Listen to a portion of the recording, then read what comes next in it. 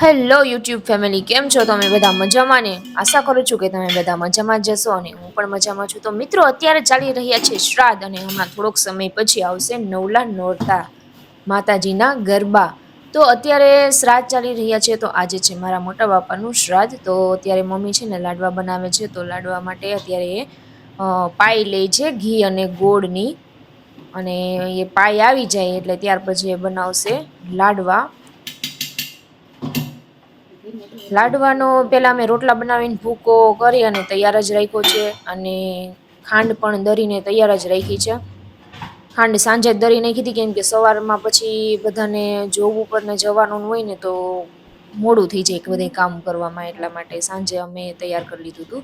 તો અત્યારે હવે જો ખાંડ દરેલી છે, બરણી આખી ભરી લીધી હતી. અને લોટ હતો જે કરી નાખ્યો તો ભૂકો લાડવા માટે, એમાં દળેલી ખાંડ નાખી દીધી મમ્મીએ. અને એકદમ સરસ રીતે મિક્સ કરી દીધી. પેલા આવી રીતના છે ને લોટ બાંધી રોટલીને જેમ, અને એના રોટલા શેકી અને પછી એનો ભૂકો કરી નાખ્યો. અને મિત્રો, હવે પાઈ પણ આવી જ ગઈ છે ગોળ અને ઘીની, એટલે પછી આપણે હવે એને લાડવામાં મિક્સ કરી દેશું. એકદમ સરસ રીતે પાઈ લઈ, અને બહુ નઈ લેવાની પાઈ, નહીતર છે ને પછી બહુ કડક થઈ જાય. એટલા માટે એટલે પાઈ લઈ અને પછી એમાં નાખી અને એકદમ સરસ રીતે બધું મિક્સ કરી લેવાનું. તમારે જે પ્રમાણે ગયડા કરો એ પ્રમાણે તમે ખાંડ કે ગોળ નાખી શકો. અમે તો ખાંડ અને ગોળ બેયનો ઉપયોગ કર્યો છે. તો હવે એકદમ સરસ રીતે મિક્સ થઈ ગયું છે. અને ચોખા પણ બફાઈ ગયા છે. તો એમાં હવે નાખી દીધું દૂધ.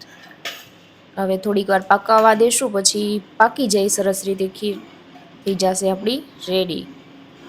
જોતા પ્રમાણમાં ખાંડ ઉમેરી દેવાની.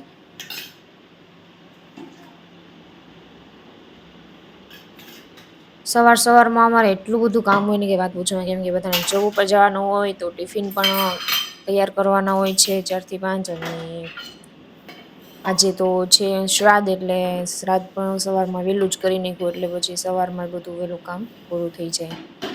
તો હવે મમ્મી વારી રહ્યા છે લાડુ, કેમ કે હવે સરસ રીતે મિક્સ ને બધું થઈ ગયું છે. હવે લાડવા વાળે ત્યાં સુધીમાં હમણાં ખીર પણ મસ્ત પાકી જાહે. એટલે એ બધું થઈ જાય પછી શ્રાદ્ધ નાખવાનું.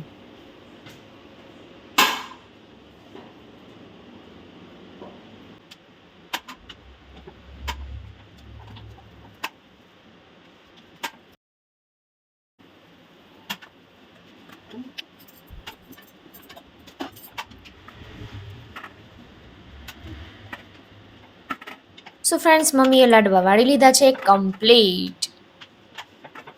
અને હવે ખીર પણ એકદમ સરસ રીતે બફાઈ ગઈ છે અને સરસ પાકી ગઈ છે. ચોખાઈ બફાઈ ગયા સરસ અને પાકી ગઈ છે. દૂધ નાખ્યું હતું એ પણ. તો હવે ખીર એકદમ કમ્પ્લીટ થઈ જ ગઈ છે. એટલે પછી હવે આપણે શ્રાદ્ધ નાખવા જશું. એ પેલા આપણે ભગવાનની પૂજા કરી લઈએ. પેલા તો સૌ પ્રથમ દીવાબત્તી ભગવાનની મમ્મી કર્યા, અને દીવાબત્તી કરી અને પછી આપણે જાશું શ્રાદ્ધ નાખવા. ત્યાં સુધીમાં મારો ભાઈ રવિ પણ તૈયાર થઈ જાય સવારમાં ઉઠીને, કેમ કે શ્રાદ્ધ નાખશે. તો હવે કરી લીધા છે દીવાબત્તી, અને હવે આપણે જઈએ સીધા શ્રાદ્ધ નાખવા. મિત્રો, આજે તો રવિ પણ વેલો ઉઠી ગયો છે, અને વેલો ઉઠી અને શ્રાદ્ધ નાખે છે. તો મિત્રો, તમારે જેટલી સેવા કરવી હોય ને મા બાપની, એટલી જીવતા હોય ને ત્યાં સુધીમાં કરી લેવી. એની ઈચ્છા થાય એ પ્રમાણે તમે તમારું વર્તન કરો. એની ઈચ્છા થાય એ પ્રમાણે તમે રહો. એને જે કાંઈ પણ ઈચ્છા હોય, બધી ઈચ્છાને તમે પૂરી કરો ને. એ જીવતા હોય ને ત્યાં સુધીમાં તમે કરી લેવું. એ મરી ગયા બાદ આપણે પાણી રેડવા જઈએ, શ્રાદ્ધ નાખીએ છીએ. આપણી સંસ્કૃતિ છે, અને અત્યારે આપણે નાખીએ એ વયા ગયા બાદ. તો આપણે એક એવો મનમાં અહેસાસ પણ થાય છે કે હજી પણ એ વ્યક્તિ આપણી વચ્ચે છે. એ સારી વાત છે. પણ તમારાથી જેટલી સેવા કરવી હોય ને એટલી જીવતા હોય ને ત્યાં સુધીમાં કરો ને, તો એ સારું છે મારા ખ્યાલ પ્રમાણે. વ્યક્તિનું મૃત્યુ થયા બાદ 3 વર્ષ બાદ આપણે શ્રાદ્ધ નાખવાના હોય છે. તો એમાં આપણે ગાયોને, કૂતરાઓને, પશુ પક્ષીઓને ખવડાવીએ, પછી બ્રાહ્મણોને જમાડીએ, એને દાન પુણ્યના કામ કરીએ. તો એક ખૂબ જ સારી વાત છે. આપણે પિતૃઓને યાદ કરીએ ઈ બાને, જેથી આપણા ઘરમાં એનો વાસ છે એનું આપણને આભાસ થાય કે એ વ્યક્તિ જે તે વ્યક્તિ છે એ આપણી વચ્ચે છે, હજી એ ક્યાંય દૂર નથી ગયા. તો એક આપણી સારી ભાવના છે, આપણી એક સારી એવી સંસ્કૃતિ છે અને આપણે એને જાળવવી જોઈએ જેથી કરીને લુપ્ત ન થતું જાય. અને આને લીધે ઘણા બધા પશુ પક્ષીઓને પણ ખાવાનું મળે છે, તો એક સારી બાબત કહેવાય. પણ જેટલી સેવા થાય ને એટલી તમારે જીવતા હોય ને એ ત્યારે કરી લેવા, કેમ કે મરી ગયા બાદ તમે એને ગમે એટલું ખવડાવો પીવડાવો ને તો એ નકામું કહેવાય, કેમ કે જીવતા હોય ત્યારે તમે એને દુઃખી કર્યા હોય અને હવે પછી તમે એને ગમે એટલું ખવડાવો તો એ કોઈ કામનું નથી. એટલે જીવતા હોય ને ત્યારે મિત્રો છે ને તમારે સેવા કરી લેવી.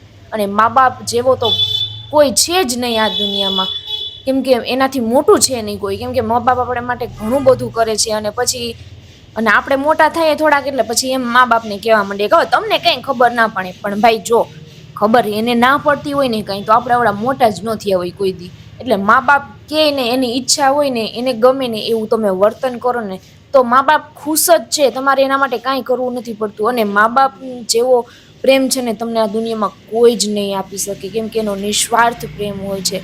આની તુલના તો તમે કોઈ વ્યક્તિ સાથે કરી જ ના શકો. એટલે છે ને જીવતા તમારાથી જેટલી સેવા થાય ને એટલી સેવા કરી લેવી. હું તો અત્યારના બધા જ છોકરા છોકરીઓને કહું છું કે જેટલું બને ને એટલી જીવતા સેવા થાય ને એટલી કરી લેજો, કેમ કે મરી ગયા બાદ એ વ્યક્તિ પાછું નથી આવતું. તો આવું બધું કાર્ય કરી અને આપણે સંસ્કૃતિને પણ આપણે જાળવી રાખીએ તો એ સંસ્કૃતિ પણ જળવાઈ રહે, લુપ્ત ન થાય અને આવનારી પેઢી પણ એમાંથી ઘણું બધું શીખે. તો આ બધું કાર્ય કરવા પણ જરૂરી છે. તો હવે મમ્મી એને રવિ એ બેય થઈને શ્રાદ્ધ નાખી દીધું છે. એટલે હવે છે ને ગાયને ને કૂતરાને પછી ખવડાવી દેશે.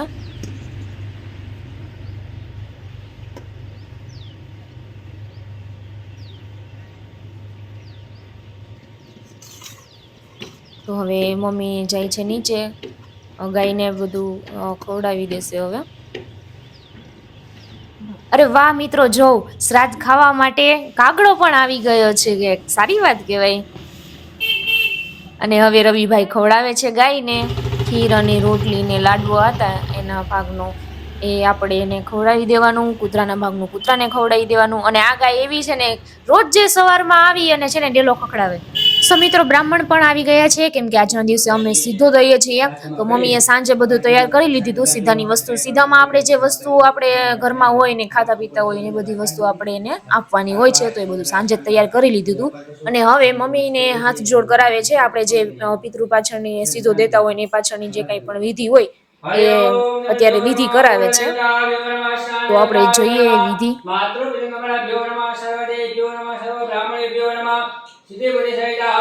હરે ઓમ સમખો કપિલો ગજકર રંભો દુર્વિઘ્ન સકિતગુણ દક્ષો ભાચંદ્રો ગજાનન જવજ્જલ ગ્રામ દલવેવમ સત્યવ્રમ જય ભુજમ મંગલ માંગલે શિવે સ્વાદિકે શિવે ત્રંબકે ગૌરી નારાયણ નમસ્તુતે સર્વદનાશં દેશા મંગલ ભગવાન વરે તદેવ રત્નમ સદેદારમ વિદ્યાવનુલાપેતામ જય સતમેશામિન્દ્રો જનાય વિનાયકમ પ્રભાવે સરસ્વતી સર્વકાર્ય ઓમ ગમ ગણપતે નમઃ ગણપતિલાલ વિજન વક્રતુંડ મહાકાય મમ વક્રતુંડ મહાકાય સોળી કોટી સંભ્રભ નિર્વિઘ્नं કુરુ મે દેવં સર્વકાર્યકૃતા સર્વકાર્યતુ સર્વકાર્ય સમજો ને સુખ શાંતિ સમજો સદૈવ માટે મારો કલ્યાણ કરજો.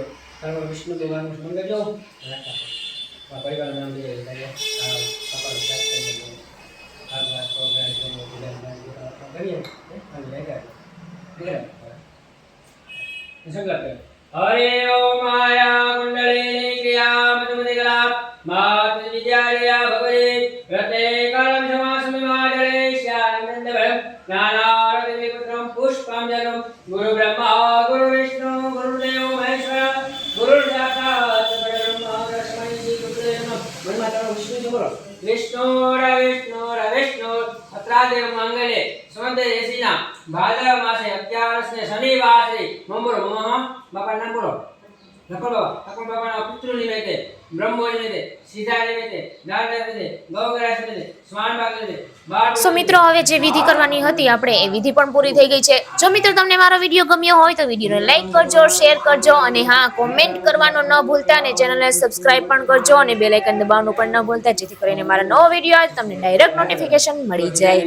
અને આ મિત્રો હમણાં ટૂંક સમયમાં નવરાત્રી આવે છે, તો આપણે હું બતાવવાની છું તમને બધાને નવરાત્રી જુનાગઢની નવલા નોરતાના મજા કરીશું અને પ્રખ્યાત પ્રખ્યાત એવી આપણે જે કાંઈ જુનાગઢમાં ગરબી થાય છે, જ્યાં એક ભુવારાસ રમાય છે, એ સારો એવો પ્રખ્યાત છે વણઝારી ચોકનો. તો એ તમને હું બતાવવાની છું.